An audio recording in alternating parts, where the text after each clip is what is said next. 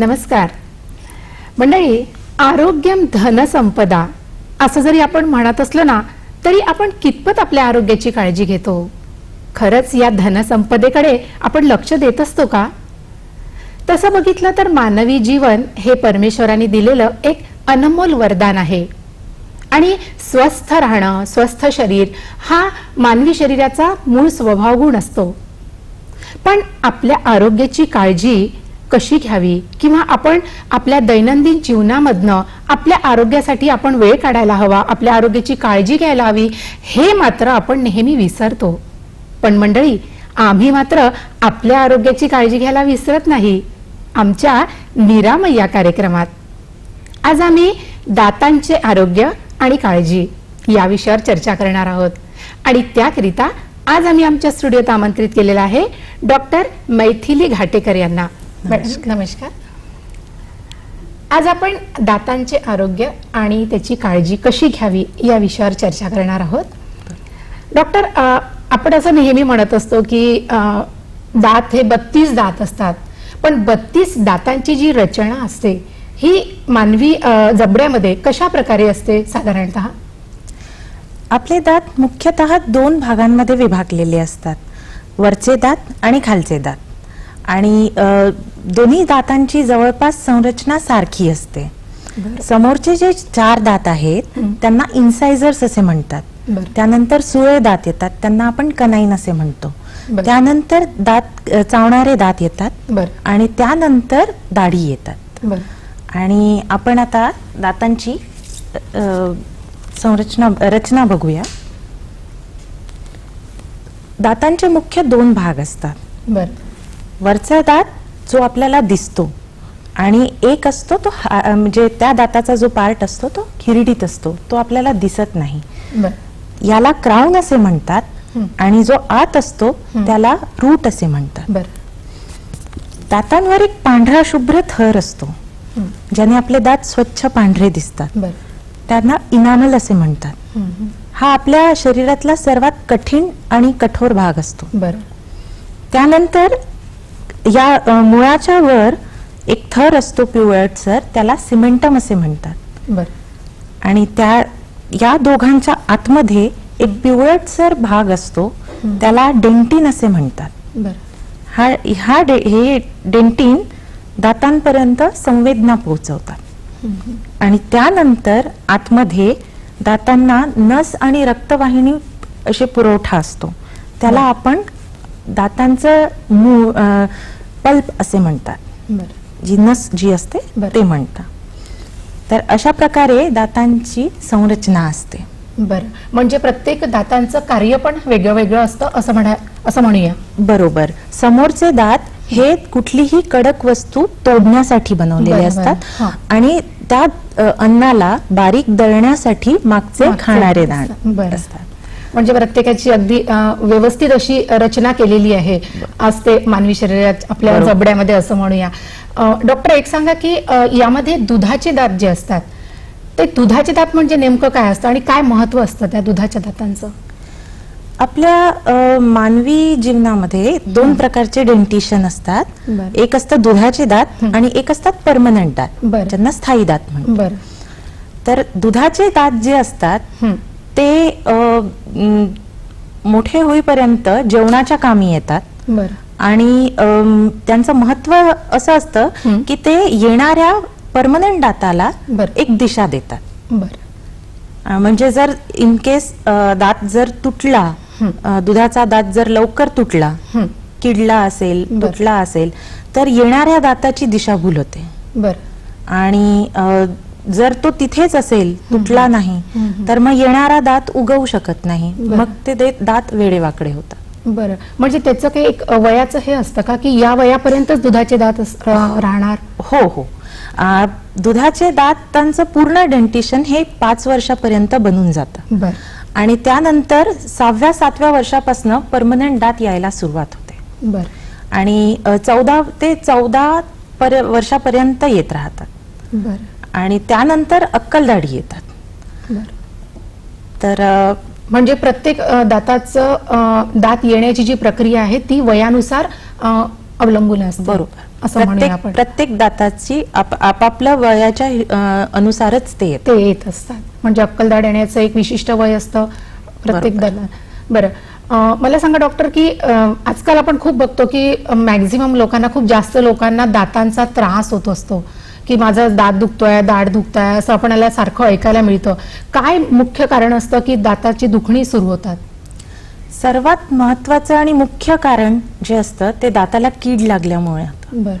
दाताची कीड जर दाताच्या नसेपर्यंत पोहोचली इथपर्यंत, तर काय होतं की नस संक्रमित होऊन जाते आणि त्यामुळे मुळाच्या ज्या पायथ्याशी ती पस बनवायला लागते. बरं. मग अशा केसमध्ये आपण रूट कनाल ट्रीटमेंट करवतो, ज्याने की दातांचं दुखणं कमी होतं. बरेच वेळा बघण्यात येतं की हे दुखणं म्हणजे ही जी सूज असते, हे पस फॉर्मेशन जे असतं हे गालांवर सुद्धा दिसायला लागतं. आणि क्वचितच असं होतं की हे पस फॉर्मेशन म्हणजे हृदयापर्यंत किंवा मेंदूपर्यंत पोहोचू शकतं. तर त्यामुळे त्याची ट्रीटमेंट घेणं खूप आवश्यक असतं. मग समजा दातदुखीला सुरुवात झाली असेल, म्हणजे काहीतरी आतमध्ये प्रॉब्लेम आहे किंवा कीड लागायला सुरुवात झाली असं आपण त्याला म्हणतो, मग त्याच्यासाठी तुम्ही पेशंट्सला रूट कॅनल वगैरे सल्ला देत असता. मग रूट कॅनल म्हणजे नेमकं काय असतं? रूट कॅनल ट्रीटमेंट म्हणजे आम्ही ऍक्च्युली दातांना असं वरनं कोरतो आणि त्यानंतर जसं ही कीड लागलेली असते तर आम्ही दातांना असं कोरतो आणि त्यानंतर दातांची मूळ जी संक्रमित झालेली पल्प असते ती आम्ही काढून टाकतो. आणि त्यानंतर त्याच्यामध्ये एक गटापरच्या नावाचं मटेरियल भरून देण्यात येतं, जे की औषधी असते. आणि त्यानंतर दातांवर चांदी भरण्यात येते व त्यानंतर त्यांच्यावर कॅप लावण्यात येते. त्यामुळे जो दात संक्रमित झालेला असतो तो संक्रमण मुक्त होतो आणि आपला दात वाचतो. आणि जे संक्रमण नसतं ते पण निघून जातं. मग हे रूट कॅनल केल्यानंतर कॅप लावणं जरुरी असतं का? हो, कारण रूट कॅनल झालेला एकतर सगळ्यात पहिले किडलेल्या दातावरच होतं शक्यतोवर, तो थोडासा डेड होऊन जातो. तर त्यामुळे तो थोडा कमजोर असतो. तर आपण त्याला कॅप लावतो. कारण जर आपण चारी बाजूंनी त्याला एक सपोर्ट दिला, एक आधार दिला, तर तो तुटत नाही. बरं. पण दात काढल्यानंतर समजा दात किडला असेल तर तुम्ही तो दात काढता, पण त्या काढलेल्या दाताच्या ठिकाणी दुसरा आणखी एक दात लावायला हवा की गरज नसते? लावायला हवा, कारण जिथे दात काढतो तिथे गड्डा होतो, तो भरून जातो. पण काय होतं की तिथे जागा रिकामी होऊन जाते आणि त्यामुळे आजूबाजूचे दात जे असतात ते तिथे झुकायला लागतात. आणि वरचा आपल्या दातांमध्ये एक विशिष्ट पद्धती असते की दात हे नेहमी झिजत राहतात, निरंतर जेवणाच्या याच्यामुळे त्याची झीज होत असते. त्यामुळे प्राकृतिकरित्याच त्याच्यावर एक म्हणजे थर ते थोडेसे उंच होत राहतात. त्याच्यावर खालनं एक थर वाढत जातो सिमेंटमचा आणि त्यामुळे ते त्यांची उंची हलकी वाढत जाते की ज्यांनी जी झीज झालेली आहे तिची भरपाई व्हावी. पण या केसमध्ये काय होतं की विपरीत दिशेला जो दात असतो त्याची झीज होत नाही, कारण इथे दात नसतो, त्यामुळे त्याची उंची वाढायला लागते आणि त्यामुळे पूर्ण दातांची ठेवण ही बिघडून जाते. हा, मी आता आपल्याला तेच विचारणार होते डॉक्टर की बरेचदा आपण बघतो की दात जे असतात हे खूप वेडेवाकडे आलेले असतात, मग त्याच्यासाठी काय उपाय असतो? दात हे जसं मी तुम्हाला पहिले सांगितलं, दुधाचे दात जे असतात ते कधी किडलेत किंवा ते लवकर पडले नाहीत तर त्यामुळे येणाऱ्या दाताची दिशाभूल होते आणि त्यामुळे हे दात वेडेवाकडे होतात. आणि याचं अजून एक मुख्य कारण आहे की जसा मानवी जबड्याचा आकार असतो तो आपल्या दातांचा आकार आणि जबड्याचा आकार हा त्या हिशोबानेच बनलेला असतो. पण काही जणांमध्ये जबडा छोटा होत जातो. तर जबडा छोटा असल्यामुळे दात जे असतात त्यांना ते गर्दी करतात त्या एरियामध्ये आणि त्यामुळे दात वेडेवाकडे दिसतात. बरोबर. तर अशा केसमध्ये सगळ्यात पहिले तर दुधाचे दात आपण म्हणजे त्यांची ट्रीटमेंट त्याच वेळेला घ्यायला हवी. बरं. आणि या केसमध्ये जेव्हा वेडेवाकडे आलेले आहेत तर आपण फिक्स्ड ऑर्थोडॉन्टिक ट्रीटमेंट ज्याला म्हणतात, ज्याला आपण नॉर्मल याच्यामध्ये क्लिप लावणं म्हणतो, तर तसं करून आपण त्यांना सुरळीत आणू शकतो. बरोबर. प्रत्येक प्रकारचा डिफेक्ट हा ठीक होऊ शकतो.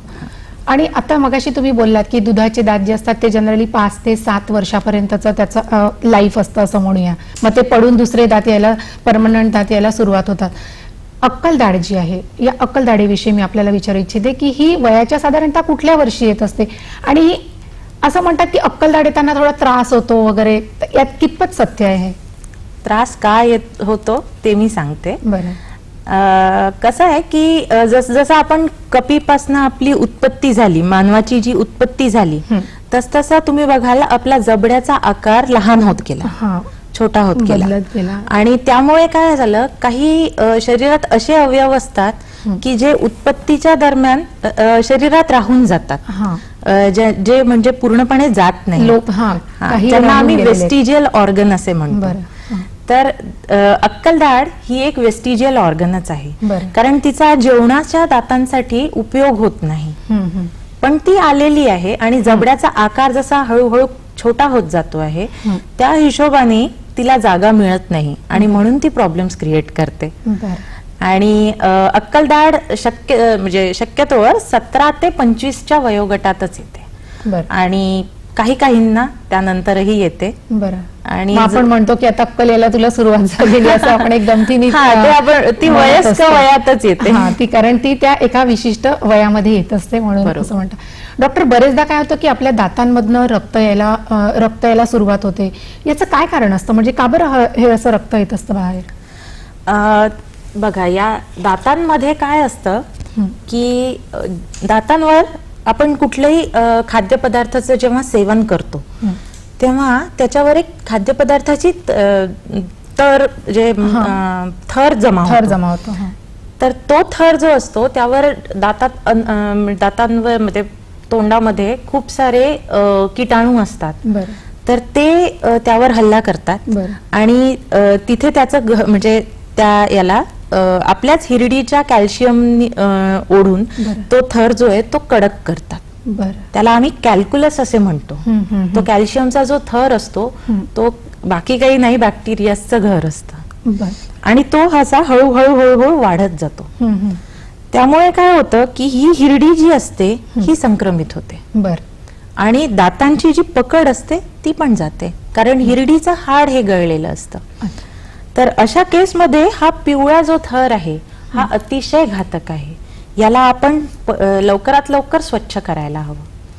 तर ही जी हिरडी असते ही संक्रमण मुक्त होते आणि मग ती हेल्दी अशी व्यवस्थित स्वस्थ होते. तर अशा रीत्या आपलं जे दातांमधनं रक्त येणं जे आहे ते आपण थांबवू शकतो. म्हणजे त्याच्यावर उपचार हा आहे की तुम्ही जेवल्यानंतर वगैरे दात किंवा काहीही खाद्यपदार्थ खाल्ला असेल तर ताबडतोब तुम्ही दात स्वच्छ करायला हवे. दात हे कमीत कमी दिवसातनं 2 वेळा तरी ब्रश करायला हवे, स्पेशली रात्री, कारण रात्री किटाणूंना जास्त वेळ मिळतो त्यांच्या संपर्कात यायला. आणि जेव्हाही आपण कुठल्याही खाद्यपदार्थाचं सेवन करतो त्यानंतर गुळणी करणे अत्यावश्यक आहे. त्यांनी हात जो थर आहे हा धुतला जातो. बरोबर. हो, बरेचदा आपण बघतो की जे तंबाखू किंवा खर्रा खातात त्यांची दात जे असतात ते पूर्ण किडलेले दिसतात. काय कारण असतं त्याचं?